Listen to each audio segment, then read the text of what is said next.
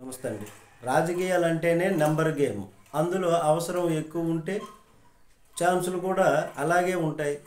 మరి GVMC mayor ఉప ఎన్నికలలో విజయం సాధించాలి అని కూటమి సర్కారు భారీ వ్యూహ రచన చేస్తుంది, టీడీపీ కూటమి. ఆ వ్యూహాలకు ప్రతి వ్యూహాలను వైసీపీ రచించలేకపోతుంది. పవర్ చేతిలో ఉంది. పవర్ చేతిలో ఉండటం వలన కూటమికి బలంగా మారుతుంది. ఇప్పుడు దాంతో వైసీపీ కార్పొరేటర్లు ఆ వైపు నుంచి ఈ వైపు వచ్చేస్తున్నారు.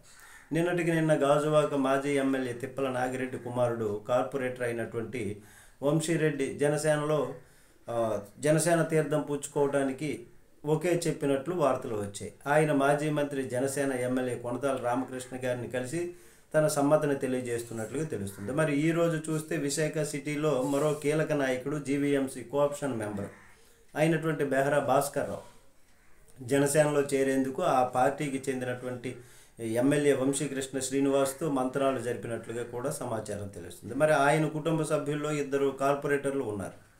మరి దాంతో వైసీపీ నుంచి 3 కార్పొరేటర్లు కూటమి వైపు వెళుతున్నారు అని అంటున్నారు. ఈ నెల 19న మేయర్ మీద అవిశ్వాస తీర్మానం ఉంది. ఈలోగా మరెంతమంది ఈ వైపు నుంచి ఆ వైపుకు వెళ్తారు అన్నది అంత ఆసక్తిగా గమనిస్తున్నటువంటిది. మేయర్ మీద అవిశ్వాస తీర్మానం గెలవాలి అని అంటే 3/2 సభ్యులు మద్దతు ఉండాలి.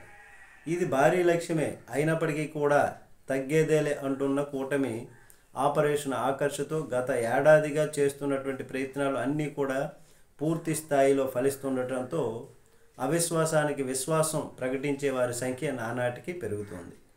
చూద్దాం ఏం జరుగుతుందో. నమస్తే.